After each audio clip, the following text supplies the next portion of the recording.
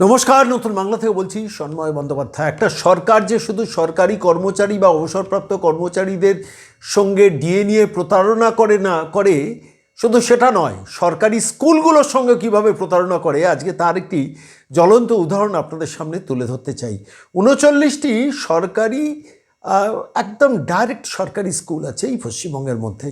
তার মধ্যে হিন্দু স্কুল অবশ্যই অগ্রগণ্য। 1817 সালে তৈরি, 209 বছরের প্রাচীন এই প্রতিষ্ঠান। রাজা রামমোহন রায় ডেভিড হিয়ারের হাত ধরে প্রথমে হিন্দু কলেজ, পরবর্তীকালে 1855 সালে প্রেসিডেন্সি কলেজ এবং অন্যদিকে হিন্দু স্কুলে বিভাজিত হয় এবং বহু নামি দামি মানুষরা এই প্রতিষ্ঠান থেকে পড়ে বেরিয়েছেন। সারা পৃথিবীতে তাদের ব্যাপ্তি, তাদের কর্মকাণ্ড প্রসারিত। সারা পৃথিবী জুড়ে হিন্দু স্কুলের সুনাম রয়েছে। সেই স্কুলকে পর্যন্ত একটা সরকার কিভাবে তুলে দিতে চাইছে তার একটা জ্বলন্ত উদাহরণ আজকে আপনাদের কাছে পেশ করব। থাকার কথা হিন্দু স্কুলের যা ছাত্র সংখ্যা তাতে 46 জন শিক্ষক থাকার কথা, আছে কতজন? 28 জন। আলটিমেটলি সেটা কমে 2026-এর শেষে পৌঁছে যাবে 23 জনে। ইংরেজি শিক্ষক কতজন আছেন জানেন এই স্কুলটায়? একজন। লাইব্রেরিয়ান একজন ছিলেন, সেই লাইব্রেরিয়ান মাঝে মাঝে ইংরেজির ক্লাসগুলো নিতেন। সেই লাইব্রেরিয়ানকে আমি দেখেছিলাম কিছুদিন আগে, যে সরাসরি তাকে, যেহেতু বালিগঞ্জ গভর্নমেন্ট স্কুলে সম্ভবত লাইব্রেরিয়ান নেই, কদিন হিন্দু স্কুলে কদিন বালিগঞ্জ গভর্নমেন্ট স্কুলে লাইব্রেরিয়ান হিসেবে কাজ করতে হতো এবং ফলত আলটিমেটলি তার পক্ষে ক্লাস নেওয়া সম্ভব হতো না। ক্লাস 5 থেকে ক্লাস 12 পর্যন্ত একজন ইংরেজি শিক্ষক দিয়ে চলছে। অর্থনীতি বিভাগ প্রায় উঠে যাওয়ার অবস্থায়, কোনো শিক্ষক নেই। রসায়ন বিভাগে একজন মাত্র শিক্ষক, 2টো করে সেকশনকে মিশিয়ে স্কুলটাকে চালাতে হচ্ছে। এই অবস্থায় অঙ্কের শিক্ষক সেখানে থাকার কথা টোটাল মিনিমাম 5 জন, আছেন 4 জন, তার মধ্যে 2 জন বদলি হয়ে গেছেন, একজন অতি সম্প্রতি রিটায়ারমেন্টের দিকে যাবেন। তাহলে অঙ্কতেও শিক্ষক থাকবেন একজন। কি চাইছেন ব্রাত্য বসু, মমতা বন্দ্যোপাধ্যায়রা? চাইছেনটা কি? হিন্দু স্কুলটাকে তুলে দিতে, তাহলে সরকারের খরচ বাঁচবে।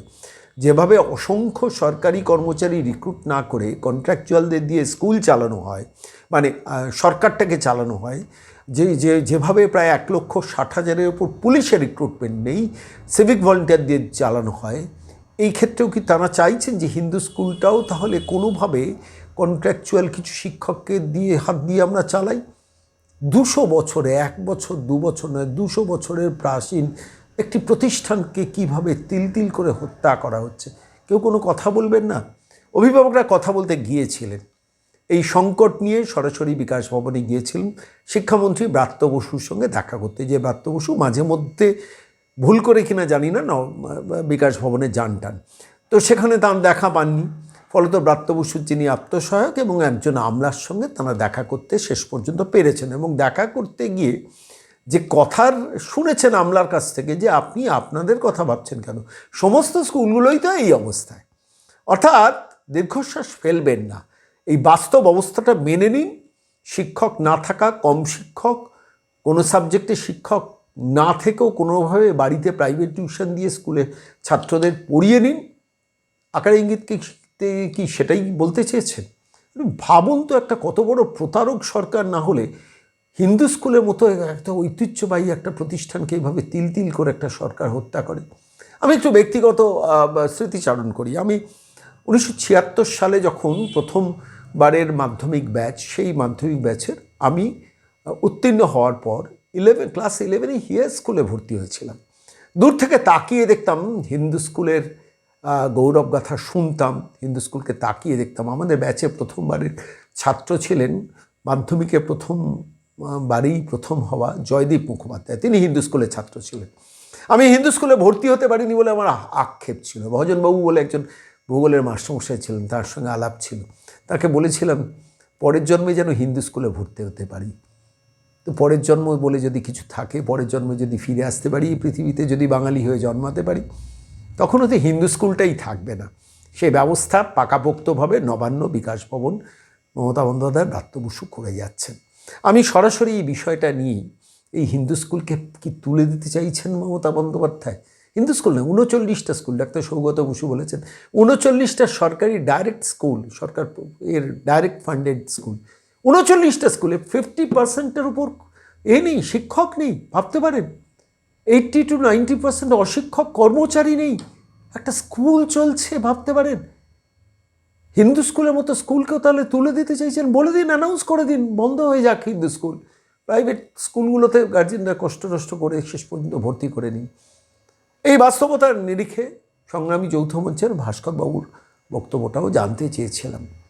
প্রশ্ন করেছিলাম যে আপনিও তো পেশায় একজন শিক্ষক, কি ভাবছেন একটা হিন্দু স্কুলের মতো একটা প্রাচীন গৌরবের স্কুল, যে স্কুল নিয়ে সারা পৃথিবীর মানুষ গর্ব করেন, বাঙালিরা গর্ব করেন, সেই স্কুলটাও যদি শেষে উঠে যায়, আপনারা কিছু বলবেন না? কি বললেন ভাস্করবাবু, শুনুন। আসলে নদী যখন তার উপকূলবর্তী এলাকাগুলোকে জলে ভাসায়, তখন নিচু জায়গাগুলো আগে ডোবে, উঁচু জায়গাগুলোতে জল আপেক্ষিকভাবে পরে পৌঁছায়। যখন নিচু জায়গাগুলো ডোবে না, তখন উপরের দিকের মানুষরা দাঁড়িয়ে দাঁড়িয়ে দেখেন যে নিচু জায়গাগুলো ডুবছে, সেই বন্যার একটা মজা তারা নেন।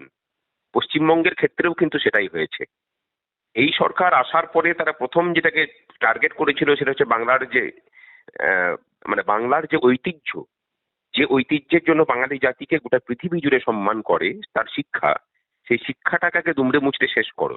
এটাকে মানে কালের গর্ভে বিলীন করে দাও, বিশেষ করে সরকারি শিক্ষা ব্যবস্থাকে। তাহলে যেটা হবে, এই জাতিটার আত্মপরিচয়ের যে গৌরব, সেই গৌরবের জায়গাটা আর থাকবে না। আর আত্মপরিচয়ের গৌরব যদি না থাকে, তাহলে সেই জাতিটা অটোমেটিক এইরকম একটা দুর্নীতিবাজ, একটা মিথ্যা মানে ফেরেববাজ, একটা মিথ্যাবাজ মুখ্যমন্ত্রী পায়ের তলায় মাথা নত করে বসে থাকবে। কারণ সে তো পঙ্গু হয়ে যাবে, তার তো কোনো সক্ষমতা থাকবে না, তার কোনো গৌরব থাকবে না, তার কোনো ইতিহাস নেই, তার কোনো ভবিষ্যৎ নেই, তার কোনো বর্তমান নেই।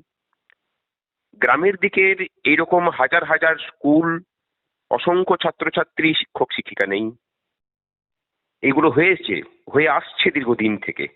এখন সেটা কলকাতার হিন্দু স্কুলে এসে দাঁড়িয়েছে। 46 জন শিক্ষক থাকার কথা, আছেন হচ্ছে 23 জন, অর্ধেক। এবং মানে শিক্ষা পরিকাঠামো ভেঙে পড়ার কথা। হিন্দু স্কুলের নাম বলতে গেলে আমরা যারা মফস্বলে থাকি, একটা ইতিহাস ভেসে ওঠে, যার ছাত্রছাত্রীরা গোটা পৃথিবী জুড়ে বিভিন্ন ক্ষেত্রে সুপ্রতিষ্ঠিত। আপনার মাধ্যমে সেই সব প্রাক্তনীদের কাছে অনুরোধ করব যে এই রাজ্যের শিক্ষা ব্যবস্থার যে বেহাল দশা, এই রাজ্যের মাননীয় মুখ্যমন্ত্রীর অনুপ্রেরণায় বিভিন্ন শিক্ষামন্ত্রীরা করেছেন, এবং সব থেকে বড় দায়ী হচ্ছে বর্তমানে যিনি শিক্ষামন্ত্রী আছেন তিনি, তার ছবিটা গোটা বিশ্বের কাছে তারা উন্মোচিত করুন। এই দায় কিন্তু তাদেরও। হিন্দু স্কুলকে রক্ষা করার দায় কিন্তু প্রাক্তনীদেরও থাকে, তারাও কিন্তু এই দায় এড়িয়ে যেতে পারেন না। আর হিন্দু স্কুলকে যারা দেখছেন এই অবস্থায়, কত কত প্রাথমিক বিদ্যালয়, কত কত উচ্চ বিদ্যালয় এবং কলেজ আছে গোটা রাজ্য জুড়ে, সেটা একবার খেয়াল করে দেখুন। আর এর দায় কিন্তু আমাদের শিক্ষক শিক্ষিকাদেরও। শিক্ষা ব্যবস্থার একটা স্তরের সাথে আরেকটা স্তরের কোনো সংযোগ নেই বলে, একটা স্তর যখন ভাসে তখন অন্য স্তরের শিক্ষক শিক্ষিকারা সেটাকে দাঁড়িয়ে দাঁড়িয়ে উপভোগ করেন, মানে দূরে দাঁড়িয়ে সেই উত্তাপ থেকে, সেই যে ধ্বংসের উত্তাপ থেকে নিজেদেরকে বাঁচিয়ে রাখেন। পাছে তারা সরকারের রোষানলে পড়ে। এই ব্যবস্থাটা চলছে। প্রথমে অঙ্গনওয়াড়ি শেষ হয়েছে, প্রাথমিক শিক্ষা ব্যবস্থা শেষ হয়েছে, উচ্চ প্রাথমিক হয়ে উচ্চ শিক্ষা শেষ হওয়ার মুখে, কলেজগুলোতে ভর্তি নেই। এখন যাদবপুরের মতো ঐতিহ্যবাহী শিক্ষা প্রতিষ্ঠান সেগুলো পর্যন্ত ধ্বংসের মুখে দাঁড়িয়ে। আমরা কিন্তু নির্বিঘ্নে নিশ্চুপ হয়ে আছি। কোনো প্রতিবাদের ভাষা আমাদের পক্ষ থেকে নেই। আমরা আপনার মাধ্যমে এই রাজ্যের সমস্ত স্তরের শিক্ষকগুলোকে অনুরোধ করব যে প্রতিবাদের রাস্তায় নামুন, এছাড়া উপায় নেই। আগামী 27 তারিখে এই সমস্ত কিছুর প্রতিবাদে আমরা শহীদ মিনারে জমায়েত হচ্ছি।